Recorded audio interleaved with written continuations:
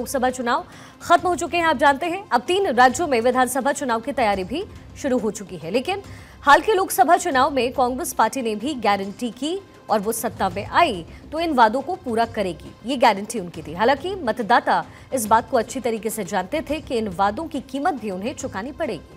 और यही वजह है कि कांग्रेस पार्टी के नेतृत्व वाले इंडी गठबंधन ने जब अपना पूरा चुनाव अभियान फ्री बाइज के इर्द गिर्द रखा तो जनता ने इसे खारिज कर दिया। हालांकि आज इंडिया अलायंस की जिन जिन राज्यों में सरकारें हैं वहां की अर्थव्यवस्था की हालत बद से बदतर होती जा रही है। ऐसे राज्यों में विकास कार्य रुक रहे हैं, प्रोजेक्ट्स कैंसिल हो रहे हैं। फ्रीबीज का अर्थव्यवस्था और सीधे जनता पर बुरा असर कैसे पड़ रहा है, इसको 3 राज्यों की स्थितियों से समझाने की आपको कोशिश करते हैं। सबसे पहले बात कर्नाटक की, जहां हाल ही में कांग्रेस बड़े बड़े वादों के साथ सत्ता में आ गई। कर्नाटक के वोटर्स को कांग्रेस की गारंटी का खामियाजा भुगतना पड़ा। कांग्रेस का खटाखट वाला जो मॉडल है वो कर्नाटक का खजाना खाली करा चुका है। कर्नाटक की सरकार ने ये कहते हुए ईंधन की कीमतें बढ़ाने का फैसला किया कि उसे कांग्रेस पार्टी की चुनावी गारंटियों और राज्य में विकास के लिए धन की जरूरत है। BWSSB यानी बेंगलुरु जल बोर्ड 1 दशक में पहली बार जल दरों में संशोधन का प्रस्ताव तैयार कर रहा है। ये पेट्रोल और डीजल की कीमतों में हालिया बढ़ोतरी के बाद आया। प्रस्ताव मंजूर होते ही पानी का बिल भी बढ़ जाएगा। ये प्रस्ताव भी ऐसे वक्त पर आया है जब कर्नाटक के लोग सरकार की अक्षमता के कारण जीवन यापन की बढ़ती लागत से पीड़ित हैं।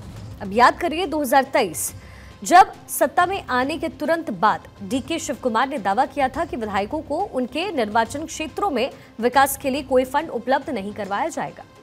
कर्नाटक में सत्ता के आने के बाद जुलाई 2023 में कांग्रेस सरकार ने राजस्व और खर्च के अंतर को कम करने के लिए नंदिनी दूध की कीमत में 3 रुपए की बढ़ोतरी की।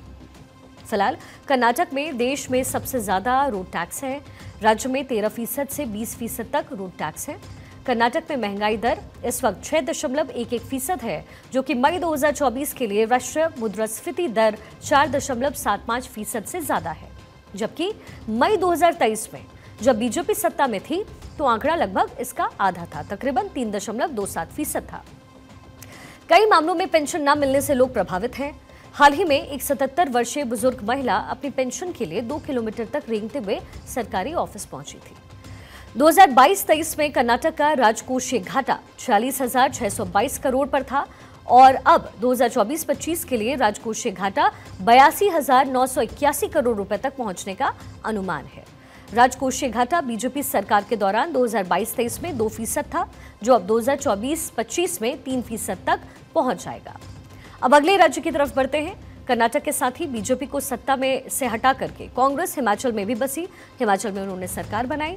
सुखविंदर सिंह सुक्खू सीएम बने, लेकिन राज्य में खजाने की हालत कुछ ऐसी है कि इस समय सरकारी कर्मचारियों को भविष्य में OPS देने का वादा करने वाली कांग्रेस सरकार आज समय पर वेतन भी नहीं दे पा रही है।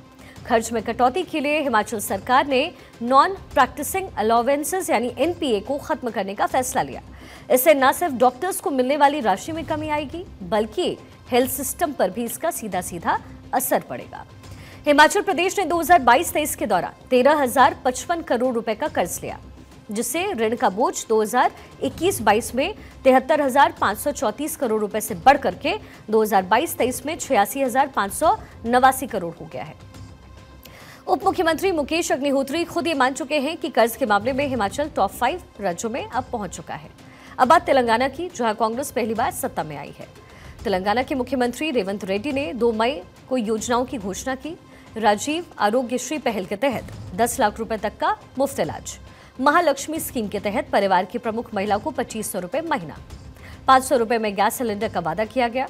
कर्नाटक रोडवेज की बसों में महिला की यात्रा फ्री का वादा हुआ। ये जो तमाम योजनाएं हैं ऐसी आर्थिक स्थिति में है जब कैग रिपोर्ट ने बताया है कि तेलंगाना में 3 प्रमुख वित्तीय लक्ष्य हासिल नहीं किए गए हैं।